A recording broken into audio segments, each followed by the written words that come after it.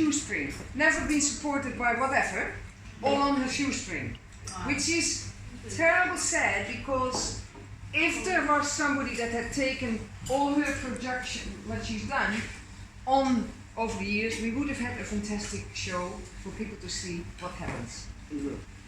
And I want you to listen to a little bit what your Julie is going to tell what this has come here and how this has formed to come. Yeah? Okay. This particular, what we did last night and have been doing for 2 weeks almost, for the last 2 weeks.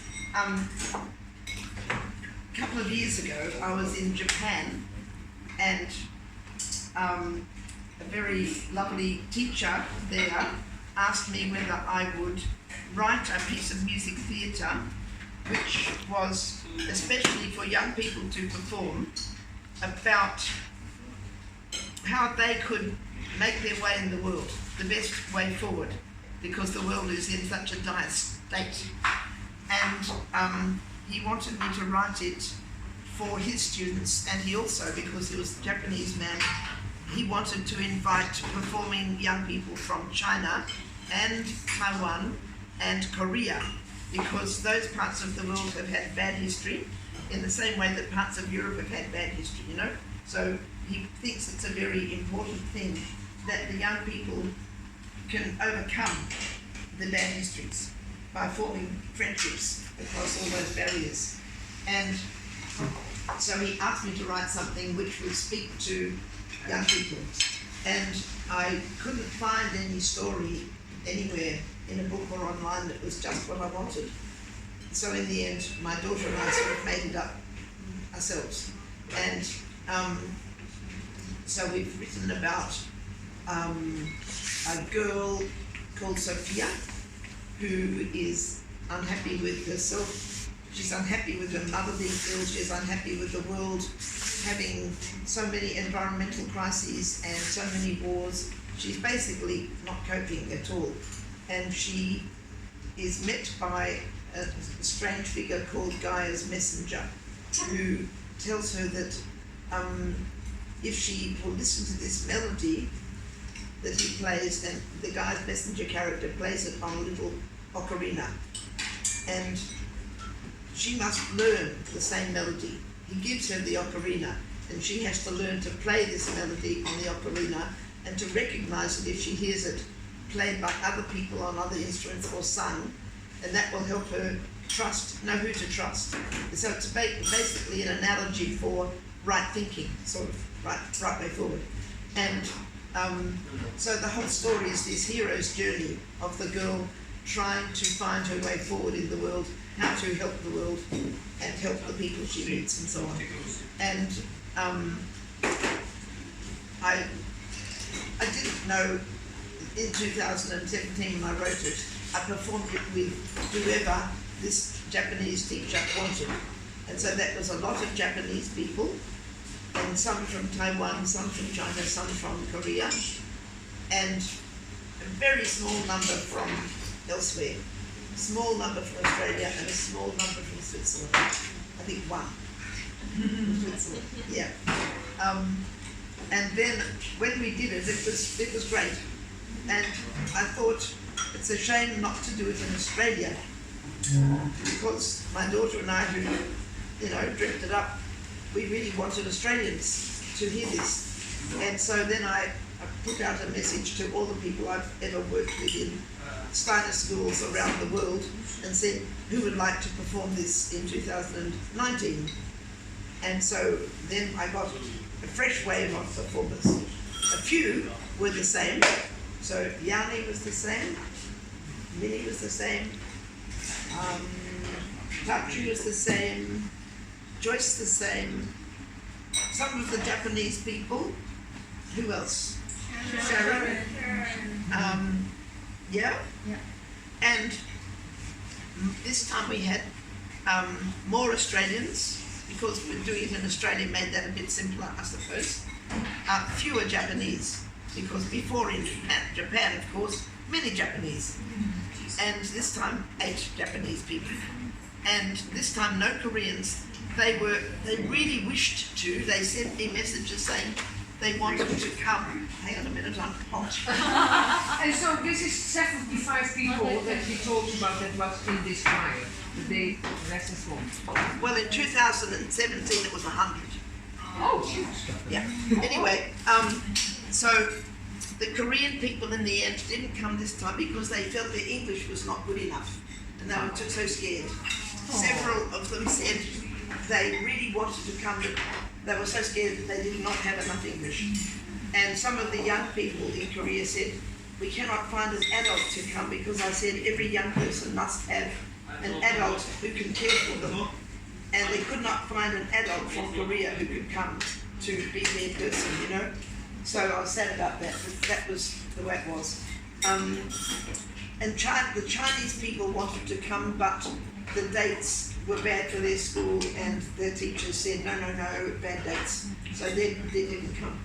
So this time we have Taiwan, a good group from Taiwan, about 27, I think. Yes. And as I said, 8 from Japan, a few more from Switzerland, 3 from Switzerland,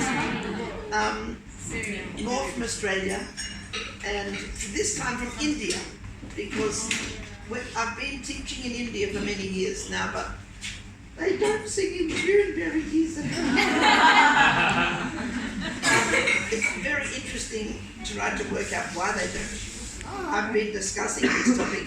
Whenever I go to India to work, it's very sad because you go to a school and 90% of the teachers can't sing in tune.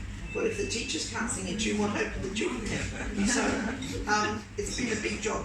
But this time, because I was in India a couple of years ago and was talking about this, I found 3 teachers who could sing in tune. And I said, you have to come and you have to find some students who can sing in tune. So they found, each of these teachers found some kids who could sing in tune. And it's been a long process over 2 years. I would send sound files of myself singing, I wasn't always as pokey as this, singing the line of each song they had to learn. And the teacher would try to learn it or play it on a recorder and have rehearsals with the kids and try to get it correct. And that happened in every country. In Taiwan, Jiren was helping people a lot to learn the parts. In India, I had the 2 different cities, Hyderabad and Bangalore, 2 teachers in Hyderabad, but only one who could read music. Teresa does not read music. Not really.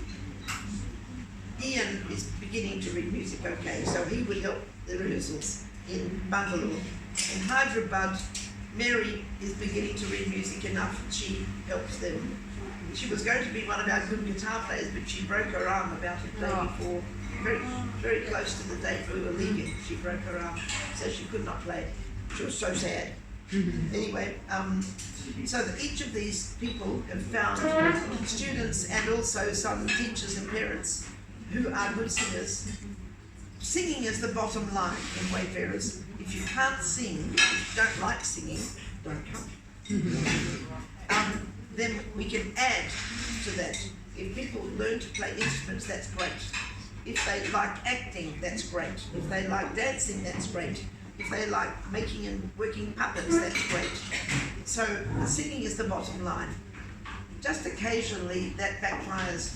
Some of my Australians, I got them because they could play certain instruments, and they only realised a bit later that the singing was the bottom line, and they got a bit shocked. Like Cov was a bit shocked because he came to my yurt. I have a little yurt in my back garden at home, which is my little music yurt, and he came and put his violin, piano, played all these great pieces. Audition. And I said, yes, very good violin, very good player. Now sing, he said, sing! Shocked. He had no idea singing mattered in the world. Only playing piano very well, playing quite very well. So I said, well, yes, we actually do sing quite a lot. So he very unwillingly sang me a tiny bit. And I said, probably you can be a baritone. And he didn't know what that meant. I said, don't worry, it'll be okay. And then, of course, I didn't see Cub again for ages because he was too busy with his rehearsals and lessons and practices and orchestras and all of that. Too busy. So I think he might have come to rehearsal twice in 6 months. Not really enough. Oh. Whereas Hibiki is a marvellous young man from Japan.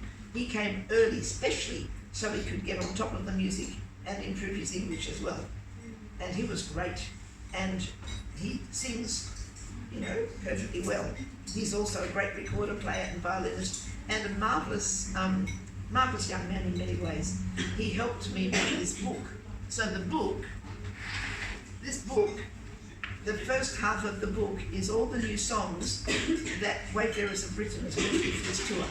So I invited all the people who wanted to come and perform to try writing a song. And some of them tried and some of them didn't. Look at all the people who did it. And some did. And 3 of the people that tried and did well are Taiwanese people, which is great. So Minnie did a song, Jiren did a song, and Adomo did a song. So 3 Taiwanese people, which we will try and sing you tonight. They won't be perfect because we don't have all the instruments and so on here, but we'll give an idea. And I told everybody that the songs had to be either looking at the physical world, how beautiful it is, but also how fragile it is, how in need it is, how we need to look after it. So that's one of the topics I wanted. And the other topic was how we should treat each other as humans and how we can help forge the social world which is as it should be. So that were the topics I wanted people to write about. And I called it Harmonia Mundi, which is harmony of the world. Nice. And this is the book we have made. So I don't know whether some of you might know this picture. It's a 19th century drawing based on a medieval drawing, and I copied it in paint. And then we turned it upside down. Do you see what I mean? That's the same picture upside down. But it's somebody looking through to the outside. What is there beyond what we can see? Sort of, is there something more than what we can see? And the latter part of the book is things I've written myself over the last 30 years or more on those topics. So the first part of the book is the new ones, and the latter part of the book is similar topics that I've written across many years. And so we all began to learn all of these songs. And as well as these songs, the short songs, the piece of music my daughter and I had dreamed of, I wrote the music for in 2017 and performed in Japan and Korea in 2017. Then people had to learn that as well. They could choose to either be a very good chorus singer and become a harmonizer. So in the story, the girl, the main character, sometimes she is assailed by horrible negative spirits called discords who try to mess with her brain and make her do things wrongly. They're the discords. And the good spirits that help her see the right thing to do are the harmonizers. So people could choose to be a harmonizer, which was mostly to be a good choral singer, soprano, alto, or baritone parts. Or they can choose to be a mover, and they were people who would mostly use their bodies to create physical beauty on the stage, making different shapes to be a garden or the forest or the mountain or different parts of the story. And also some of them danced a maypole and made a maypole with a big stick and all the coloured ribbons, and they did a market scene like that. And some of the younger ones, the 12 and 13-year-olds, were the discords. So they just had to practice being horrible. It was quite easy, most of the book. It was very funny because 2 years ago, the discords were mostly the Chinese and Korean little people, and they could not be horrible. They didn't know how to be horrible. They were just Indian.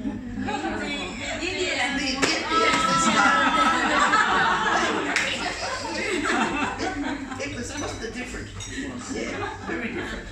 Yeah.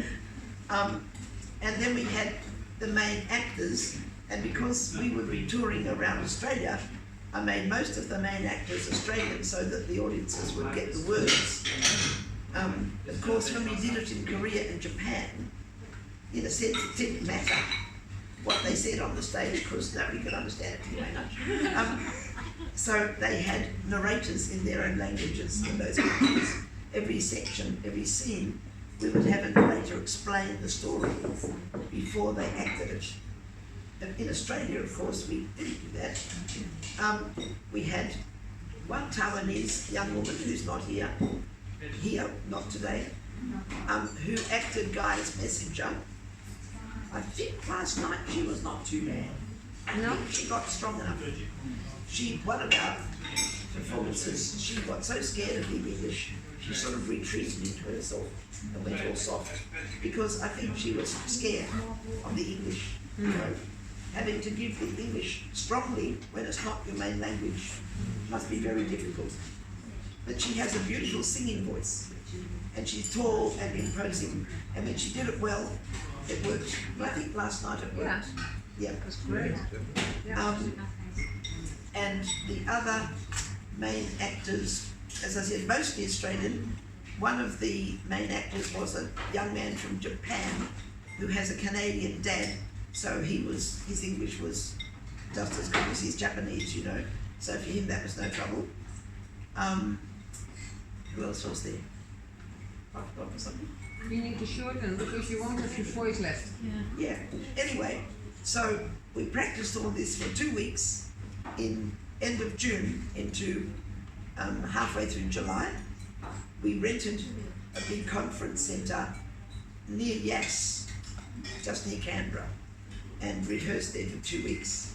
And then we began to perform the short songs and the big piece, music theatre, and also another piece I wrote for orchestra and dance and poetry to be read. Yeah, that was beautiful. So that was another piece we did, which was about peace, how to create peace. Anyway, no voice left. We will sing you one, I won't, they will sing you one song.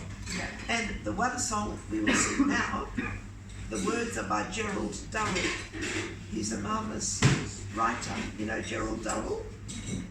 And just the words, we hope that there will be fireflies and glowworms at night to guide you, and butterflies in the hedges and forests to greet you. We hope that your dawns will have an orchestra of birdsong, and that the sound of their wings will dazzle you. We hope that there will still be extraordinary varieties of creatures sharing the land of the planet with you, to enchant you and to enrich your lives as they have done for us. We hope that you'll be grateful for having been born into such a magical world. So that's words by Gerald Durrell, music Jiren, and I add a bit of musical help, and this is hope. His voice is more and more going. It's gone. Yeah. Okay.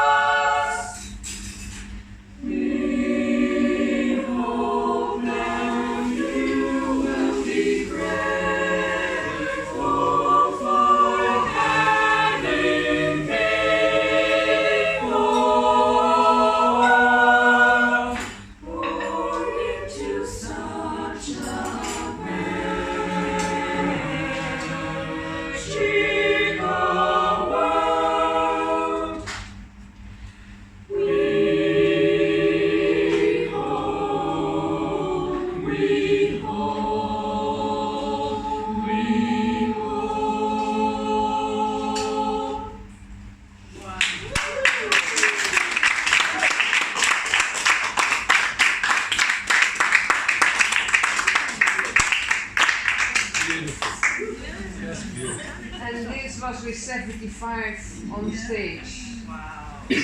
Oh. Judy has traveled for a whole year with how many? Oh, that was only 22 people. 22 people, different age groups for a whole year through the world. And singing. Singing. Oh, yeah. Absolutely fabulous. To create a culture that we can learn to communicate and have peace. That's her aim. Did someone know what it was? Yeah, that's coming.